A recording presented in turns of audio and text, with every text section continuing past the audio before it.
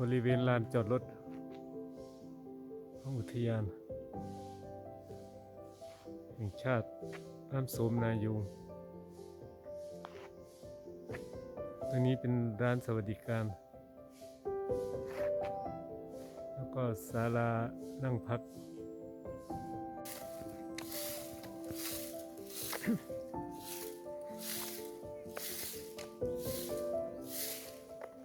จุดกลางเต็นท์ข้างล่าง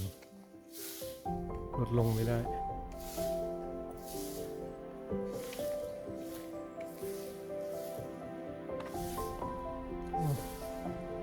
มาดูด้วยกันเถอะ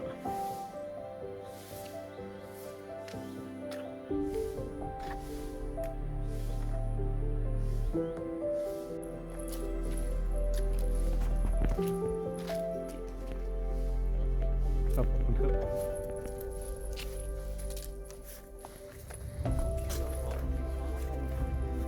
อ๋อชุดเมื่อคืนออกแล้ว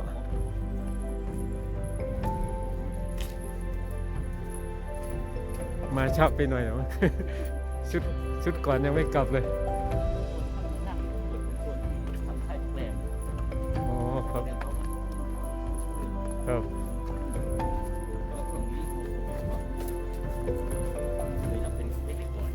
ครับ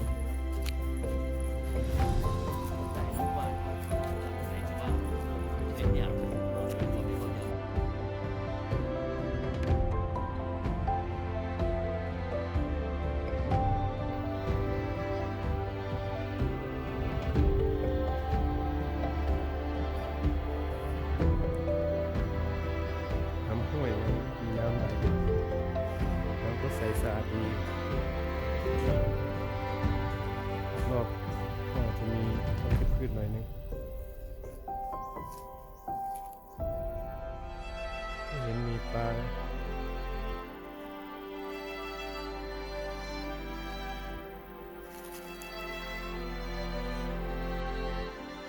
อาหารเที่ยงวันนี้คืออะไรพะโล้เนาะโล้ไข่เป็นหมูเราทำการอุ่นในเตาแก๊สปิกนิกกำลังร้อนมาจากบ้านแล้วก็มาอุ่นเอาไม่เสียเวลาพอมาถึงมันก็เกือบจะหิวแล้วพอดี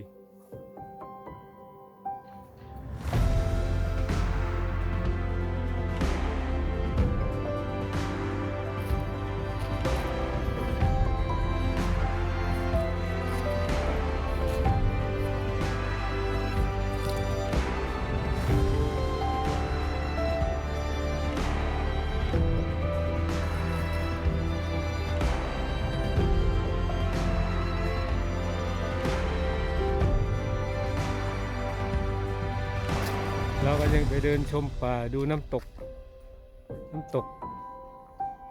แล้วก็ไปดูจุดชมวิวอันดับแรก550 เมตรน้ำตกยุงทอง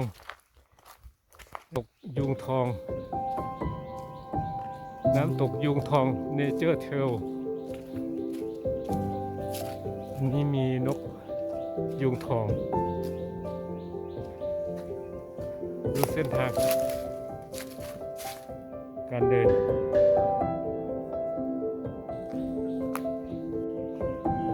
จุดนี้ก็จะเป็นที่ชันเขาจะทำบันไดไว้ให้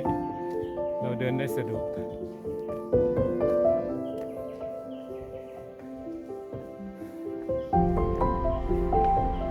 ต้องไต่เขาขึ้นไปเรื่อยๆ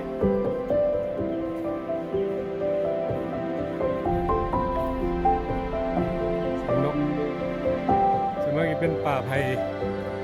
ต้นใหญ่ๆสูงๆเลย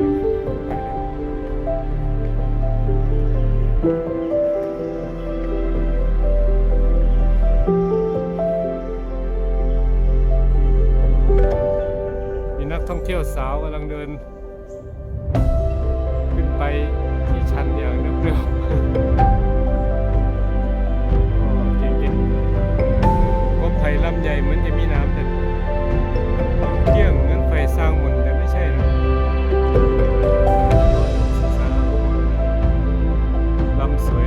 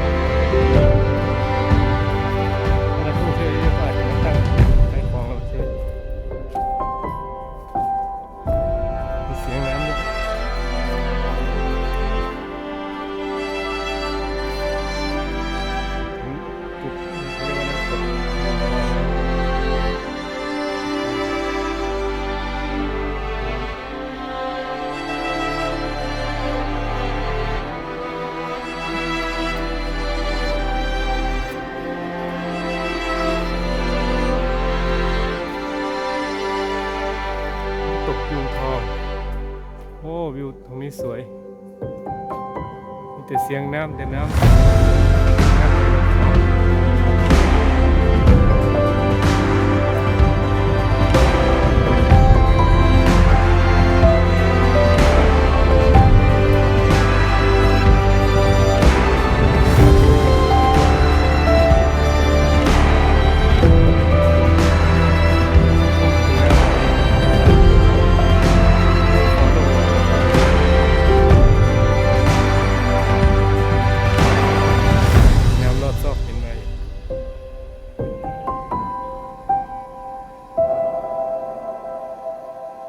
รอดซอกหินมาอยู่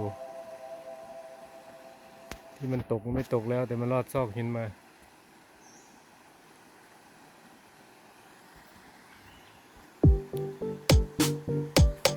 หน้าผาสวยงามถ้าหน้าฝนน้ำคงจะตกจากข้างบนนี้มันคือสวยงามมากอยากดูน้ำเดี๋ยวค่อยมาดูตอนหน้าฝนอีกครั้งหนึ่งปีหน้า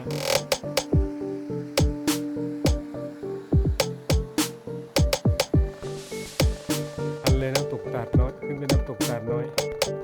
สูงชันขึ้นไปอีก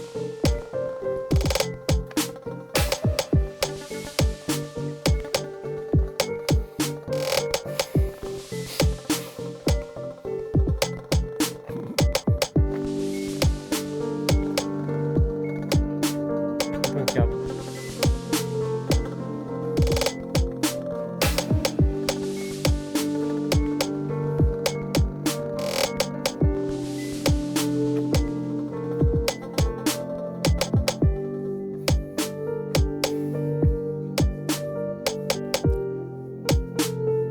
ยอดเขาแล้ว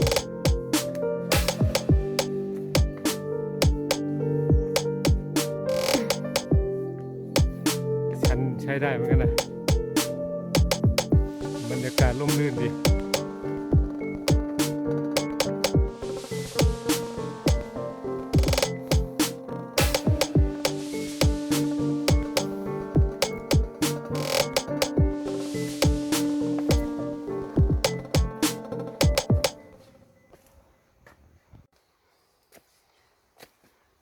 โอ้ชันกว่าเดิมอีกชันดิ้งเลยค่ะเนี่ย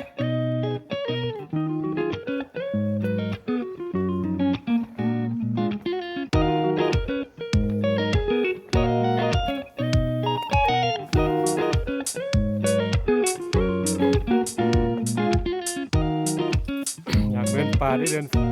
สนใจต้องการเดินแล้วค่ะเนี่ยอันนี้ไม่ต้องวิ่งแล้วมั้งตอนเย็นได้กล้ามขาเยอะแล้ว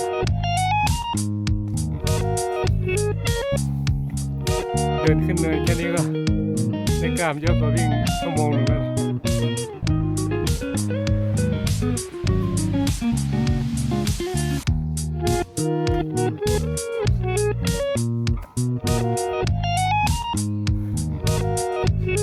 ถึงทางลาบแล้วอันตรายป้ายบอกระวังอันตรายเป็นหน้าหามั้งตรงนี้จะเป็นจุดหน้าผาห้ามปีนออกไปจากนอกรั้วไม่งั้นความสูงน่าจะไม่ต่ำกว่า30 เมตรหรืออาจจะมากกว่า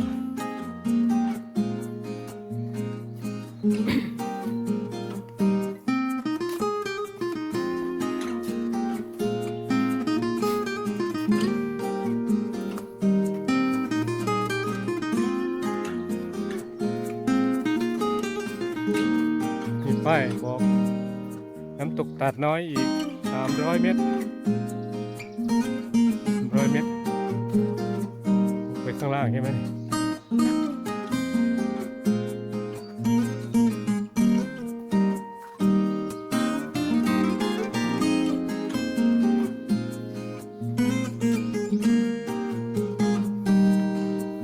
อันนี้คือไปไหน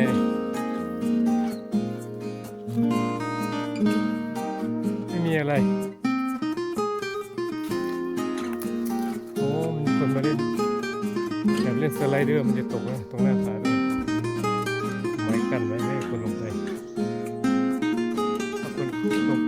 ตรง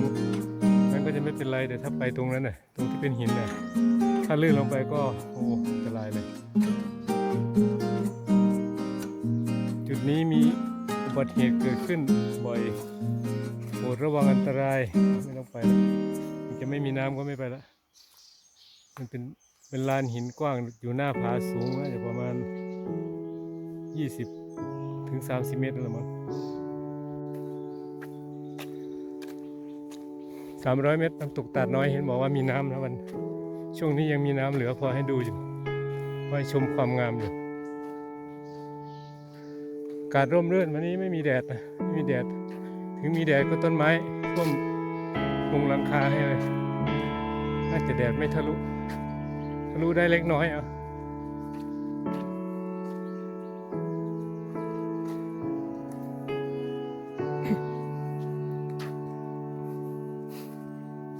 ได้ยินเสียงน้ำตกแล้วน่าจะมีน้ำพอสมควร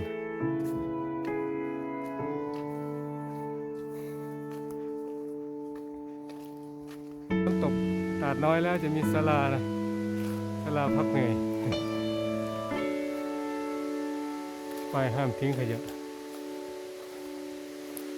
ศาลาสำหรับเกิดขึ้นมาเหนื่อยก็จะมีศาลาให้พักมีห้องน้ำด้วย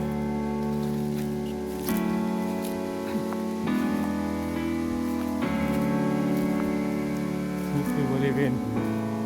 ตกตาดน้อยอยู่บนสันเขาแล้วกองเป็นห้วยบนสันเขาก่อนที่มันจะตกลงไป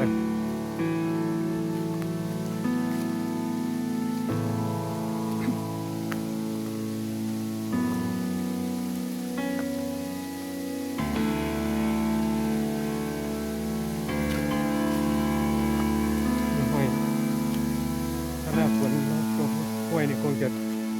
ห้วยหินนี่คงจะมีน้ำไหลเยอะทีนี้ฝนก็น้ำก็จะน้อยเพราะขาดฝนไปหลายวันแล้วตกตาดน้อยมีป้ายบอกเรื่อง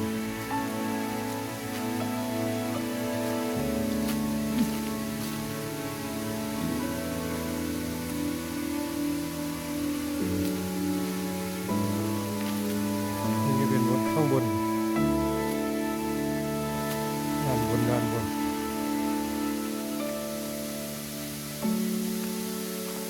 อันตรายระวังลื่น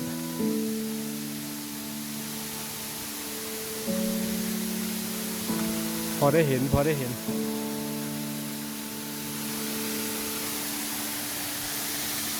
เป็นน้ำตกค่อยๆเดินระมัดระวัง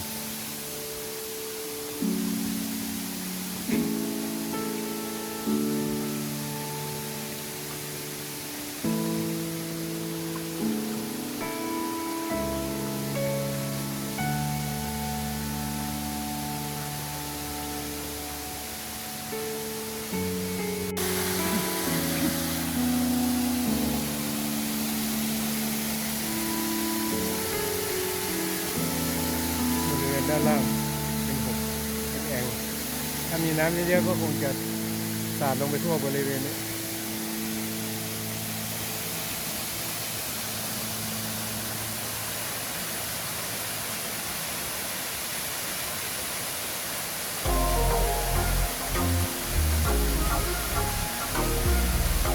ถ่ายรูปน้ำตกไว้เยอะๆหน่อยเก็บภาพช่วงระยะหนึ่งเขาคงยังไม่มีน้ำไม่น่าจะเกินเดือนหนึ่งน่าจะหมดน้ำฝนตกมาอีกครั้งนึงจะมีน้ำใหม่คงจะอีกหลายเดือนถ้าหน้าฝนเป็นใจก็มาเร็วก็ชมน้ำตกเร็วขึ้นช่วงนี้คงจะมีได้อยู่ระยะหนึ่งรอดหินมาพยายามซุ่มรอดหินมาแล้วมาลงมาดูตรงน้ำตกมันก็จะมีซุ่มมาอยู่ทางด้าน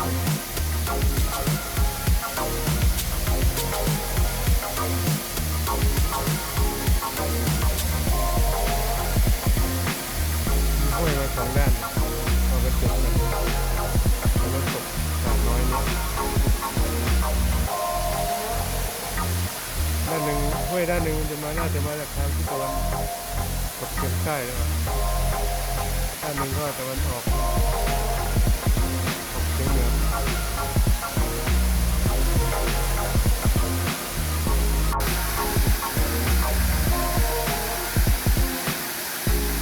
สวยงามอยู่สวยงามอยู่ความสูงของน้ำตกก็น่าจะประมาณสัก10 กว่าเมตร10 กว่าเมตรนิดๆ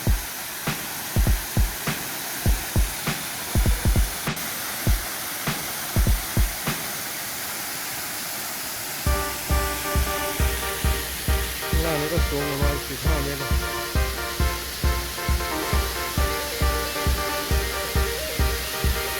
แล้วก็ยังมีน้ำตกอยู่ตรงนี้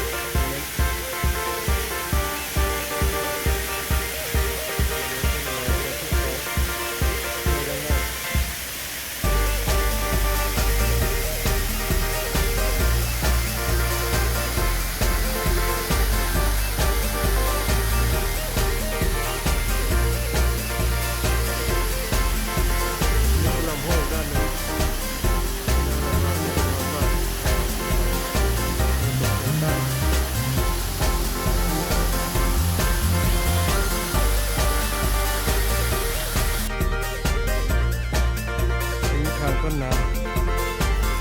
ที่สะพานตกต่ำเป็นอย่างนั้นน่ามานานแล้วจะหลายคนไว้ให้คนมายืนชมงามที่ทางต้นน้ำ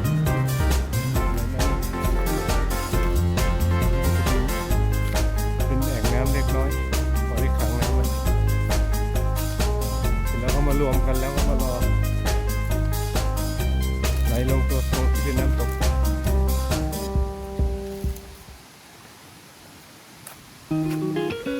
ชันๆไป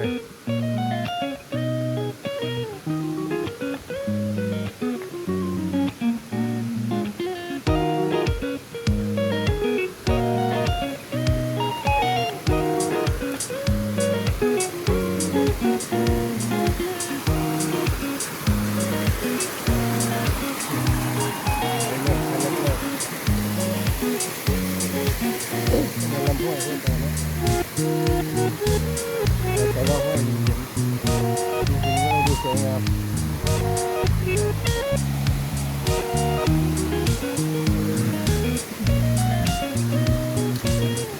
มาตรงหน้าผานี่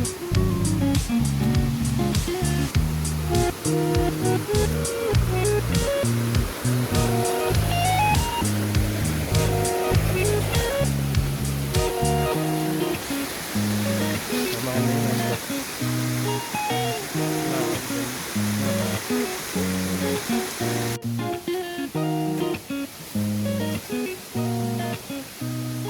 มีห้องน้ำบนน้ำตกตาดน้อยให้นักท่องเที่ยวได้มาพักจะมีรังเขาเรียกรังมิ่มอยู่ในห้องน้ำด้วยธรรมชาติจริงๆมีรังมิ่มแม้กระทั่งในห้องน้ำก็พอได้ตกพกเดินขึ้นมาไกลๆสุดรังมิ่ม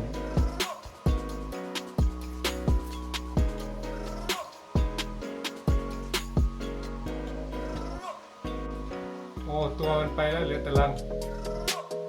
ดูเมื่อกี้อยู่ไกลๆอันนี้มาดูใกล้ๆ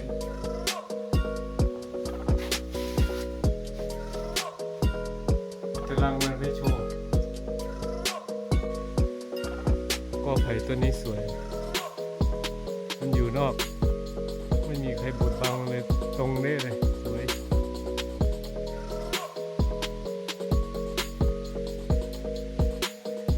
ไผ่ข้างบนนี่เป็นพันธุ์ไผ่ที่สวยงาม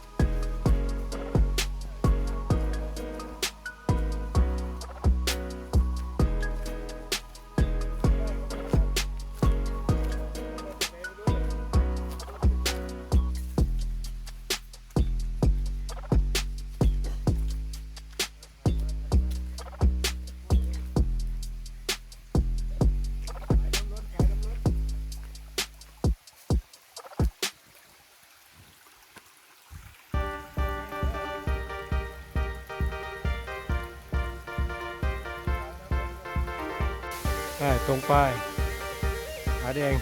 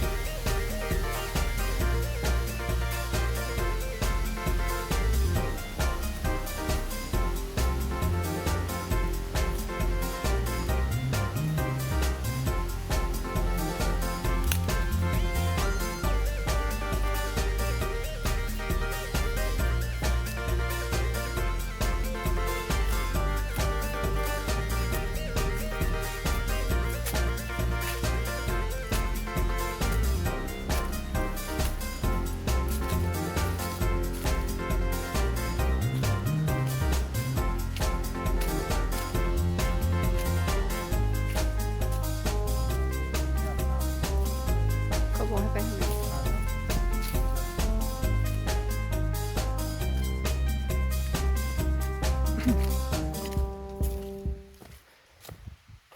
คนไม่ค่อยมาเดินเท่าไหร่สิไก่ที่พัก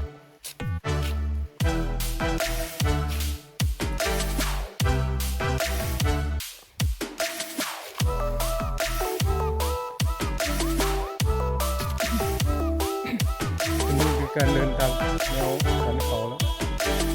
ขึ้นเนินแล้วครับอันนี้ขึ้นมาจุดสูงแล้ว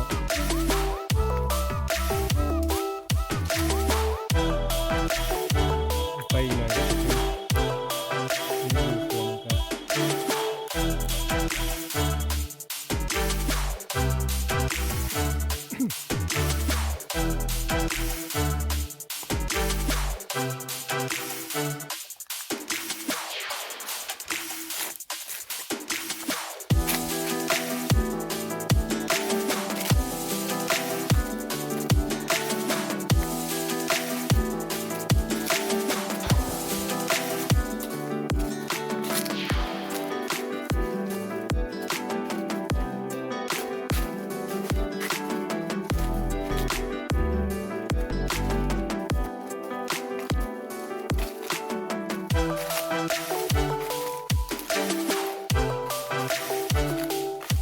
เดินเป็นวงกลม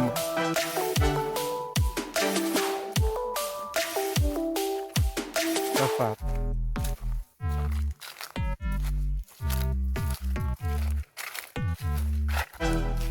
ลักษณะมันเป็นป่าเต็งป่าลังเนาะป่าโป่งมันก็จะดูสวยงามอีกแบบนึงเป็นมีหินเยอะไม้อื่นขึ้นไม่ค่อยได้หรอกต้นเต็งต้นหลังต้นกุงอะไรขึ้นไม้อื่นมาปลูกก็ไม่ขึ้นไม่ใช่ธรรมชาติของมันดูแล้ว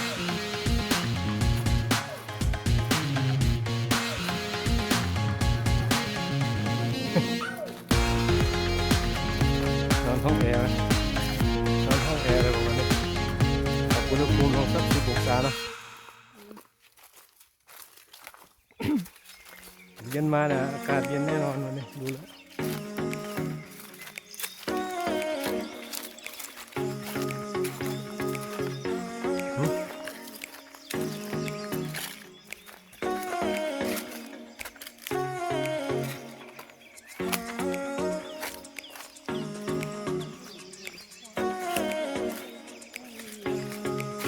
หนาวอ่ะ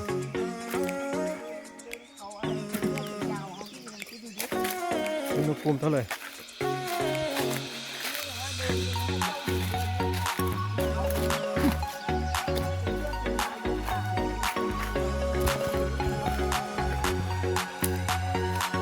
ประเทศออสเตรเลียหรอมีหิมะไหม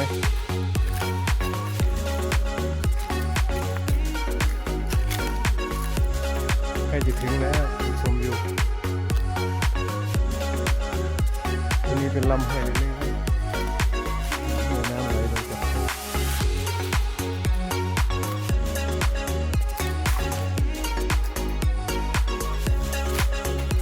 ข้างหน้ามี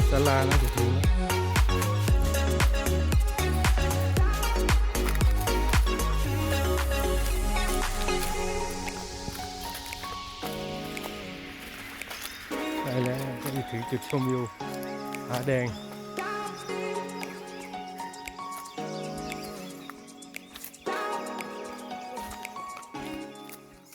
มีศาลาพักสำหรับนักท่องเที่ยวก็ผ่อนคลายเวลาเดินมาไม่เหนื่อยก็พักก่อนไปชมวิววันนี้นักท่องเที่ยวกันมา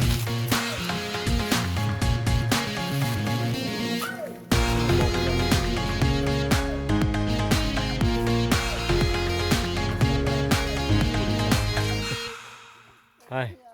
อีกนิดเดียวก็ถึงจุดชมวิวแล้ว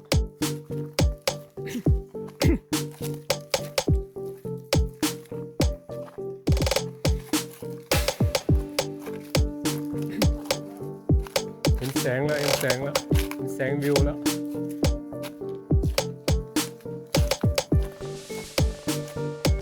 มาเที่ยวไม่ได้ออกแรงก็เหมือนไม่ได้มาเที่ยวป่าแล้ว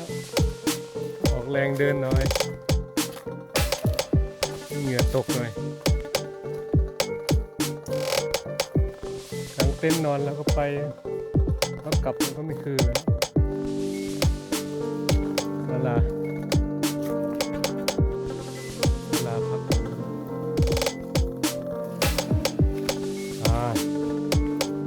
เจอจุดชมวิวแล้วเห็นบอกว่าเมื่อเช้าว่ามีหมอกนะเช้าพรุ่งนี้จะมีหมอกไหมทะลุแล้ว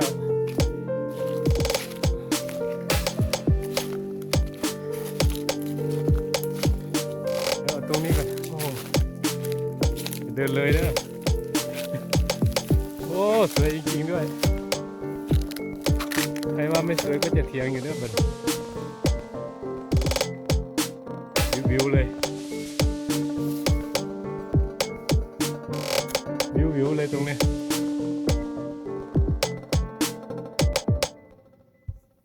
มียุงด้วยนะเนี่ยบนเขาทำไมมียุงน้ำค้างวะฝั่งโน้นคืออะไรน้ำโสมใช่ไหม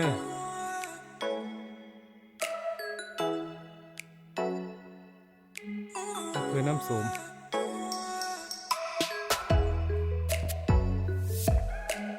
อ๋อไหนศาลาที่ทำการแล้วเต็นท์เราเห็นเต็นท์เลยไหมเนี่ยนั่นเต็นท์เรากลางอย่างนั้นได้ลายนะท่านเชือกเขียวๆเห็นไหมเนี่ยเชือกเขียวๆมาดูตรงนี้เห็น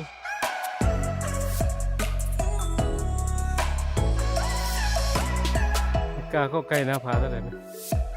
เสียว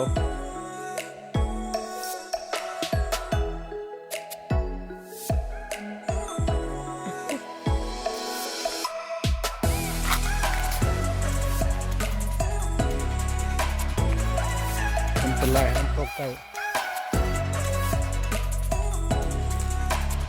จุดชมวิวผาแดง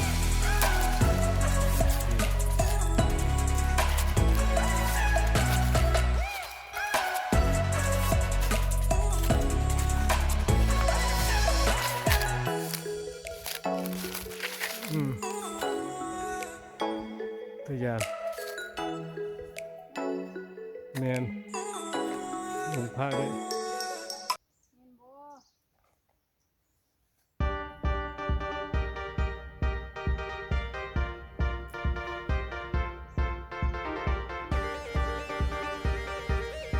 จุดด้านหน้าเราจะเห็นวิว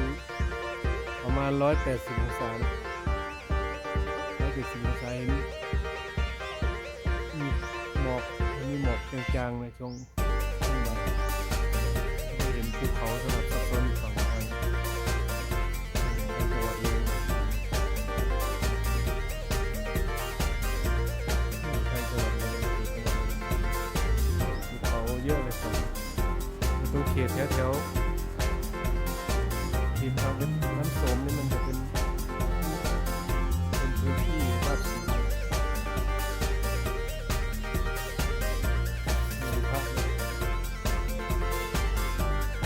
เป็นวิวใต้180ข้างล่างก็จะเป็นป่าไม้ต้นไม้ชาวบ้านก็ถือว่า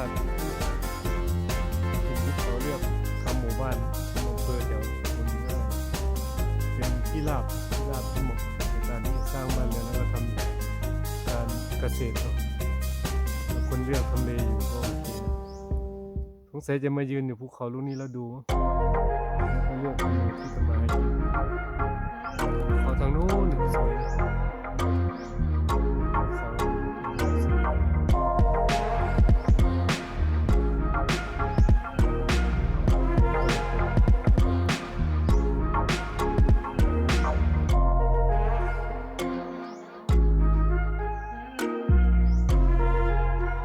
เขาอยู่ไกลๆสำหรับสำรวจกัน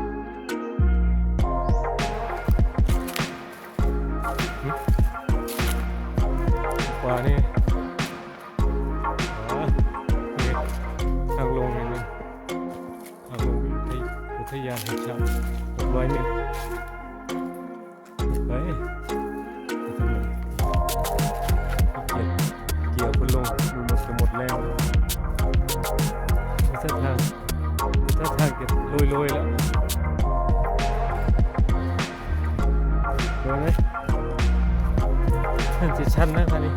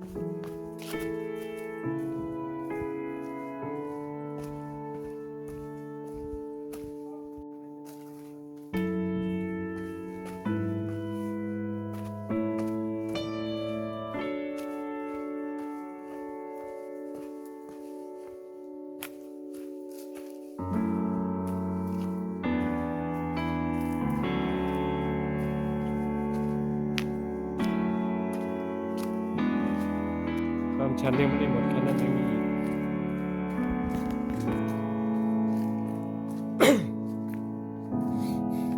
เหมือนกับลงหน้าผาเอียงๆเนี่ยถ้าไม่ทำขั้นบันไดก็คงจะ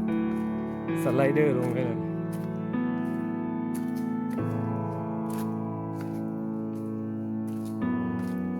ได้หน้าขาแล้วนี่ขาลงเลี้ยงตรงยังตัว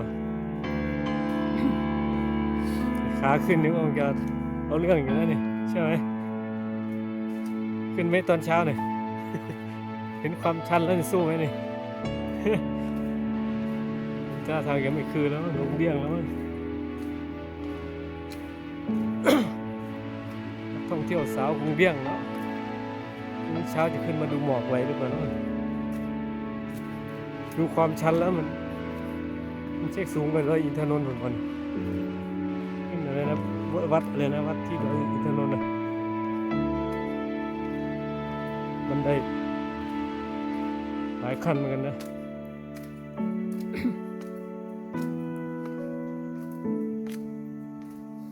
แต่ว่าอันนี้ก็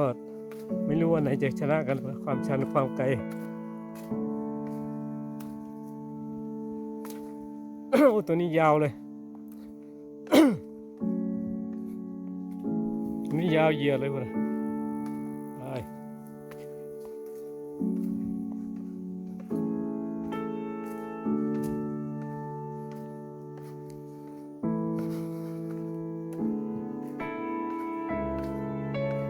มีหน้าขาที่แข็งแรงสักหน่อยหนึ่งนะคนที่จะมาเที่ยวนะถ้าไม่งั้นก็ต้องใช้เวลาในการเดินแล้วก็พักด้วยแต่ถ้าใครซ้อมวิ่งซ้อมอะไรนั้นบ่อยๆเดินบ่อยๆก็หน้าขาแข็งก็ไม่มีปัญหา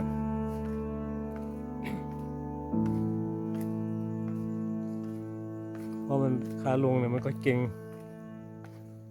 น้อยกว่าขาขึ้นแต่ว่าก็เก่งเหมือนกัน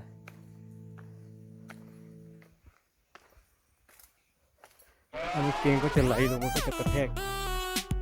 พอกระแทกก็เจ็บเข่าเจ็บดีแล้วกล้ามเนื้อฉีกอยู่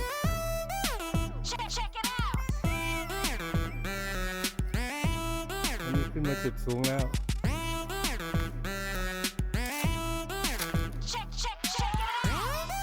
ไปอีกหน่อยก็จะถึงนี่วิวสวยเหมือนกัน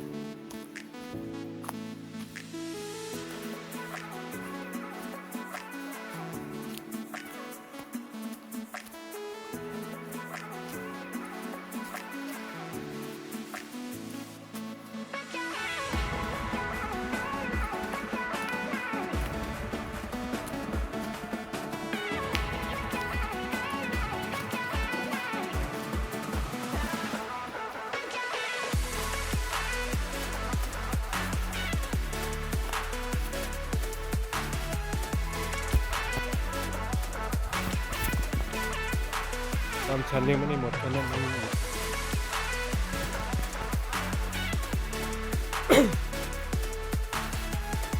มันก็ลงหน้าผาอีกอย่างเนี้ยไม่ทำขั้นบันไดก็คงจะสไลเดอร์ลงแค่นั้น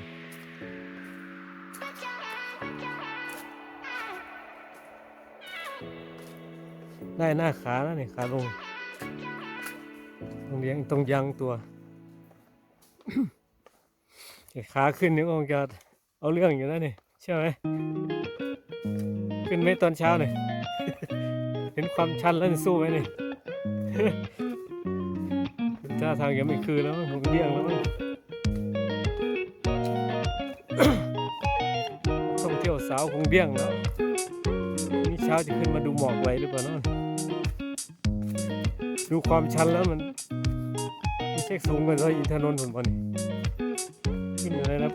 วัดอะไรนะวัดที่ดอยอินทนนท์นะมันได้หลายขั้นเหมือนกันนะ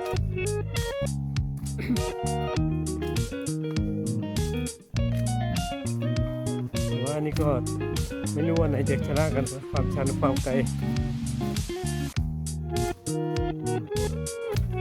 โอ้ตัวนี้ยาวเลย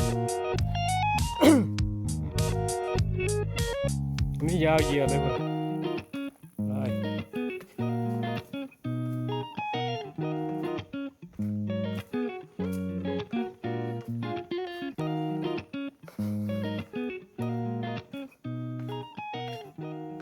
ต้องมีหน้าขาที่แข็งแรงสักหน่อยนึงนะคนที่จะมาเที่ยวนะถ้าไม่งั้นก็ต้องใช้เวลาในการเดินแล้วก็พักด้วยแต่ถ้าใครซ้อมวิ่งซ้อมอะไรบ่อยๆเดินบ่อยๆก็หน้าขาแข็งก็ไม่มีปัญหา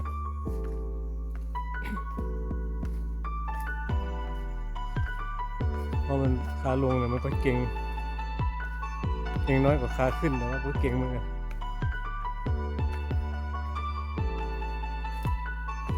ถ้ามันเก่งก็จะไหลลงมันก็จะกระแทก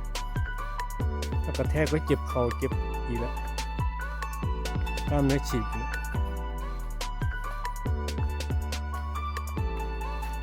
แล้วไม่ลงคลิปนี่ก็ตัดเป็นชุดเดียวเลยเห็นไหม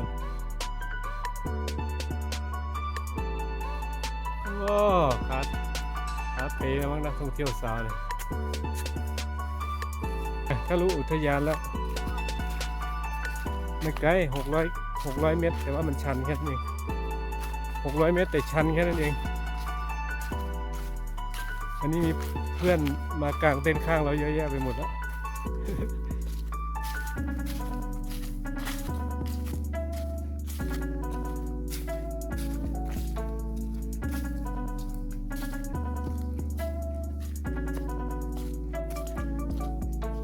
มีคนนักท่องเที่ยวเข้ามาอีก 2-3 เต็นท์แล้ว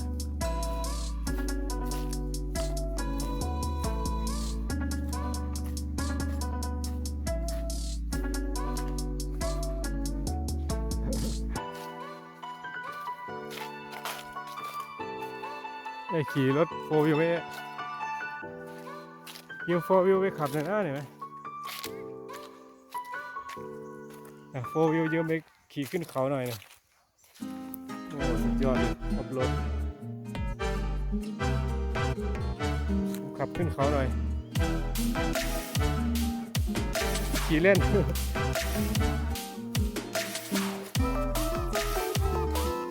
เราถึงที่ทางเต็นท์แล้วเพื่อนสมาชิกมาการ2-3 เต็นท์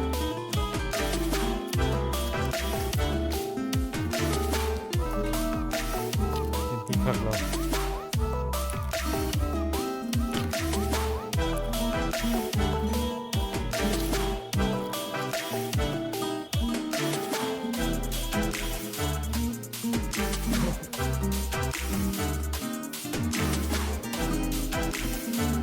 เก็บเต็นท์ก่อนเราเก็บเต็นท์ก่อนถ่ายรูปเต็นท์ก่อนโอ้มีอาหารการกินสมบูรณ์เลยกล่องข้าวด้วยนี่คนอีสานบ้างมีกล่องข้าวเยอะ